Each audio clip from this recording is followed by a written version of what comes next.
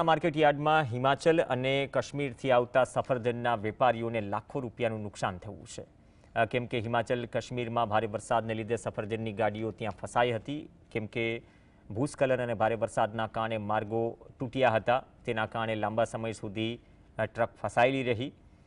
3 દિવસમાં મહેસાણા પહોંચતી ગાડીઓને 10 થી 12 દિવસ લાગ્યા અને આ લાંબા વિલંબના કારણે મોટાભાગના સફરજન બગડી ગયા છે, જેનાથી વેપારીઓને મોટું આર્થિક નુકસાન સહન કરવું પડશે। મહેસાણામાં માલ જે છે ને વધારે હિમાચલ પ્રદેશ અને કાશ્મીરથી આવતો હોય છે। કાશ્મીરમાં અને હિમાચલ પ્રદેશમાં જે વરસાદ પડવાના કારણે જે રસ્તા બંધ થઈ ગયા, ત્યાં લગભગ 10 થી 12 દિવસ સુધી તો ગાડીઓ રસ્તામાં હતી। એ માલ અત્યારે બગડેલા માલ અહીંયા માર્કેટમાં ખૂબ આવ્યા છે, એના લીધે વેપારીને ગાડી ઉપર લાખો રૂપિયાનું નુકસાન છે। અહીંયા કેટલા વેપારીઓ છે? અહીંયા 15 જેવા ફ્રૂટના વેપારી છે। રોજ કેટલી ગાડીઓ આવે છે?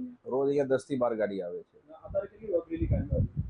બધી ગાડીઓમાં 50% માલ ફેલ છે। એક ગાડીની કિંમત અંદાજે કેટલી હોય? 12-13 લાખ રૂપિયા।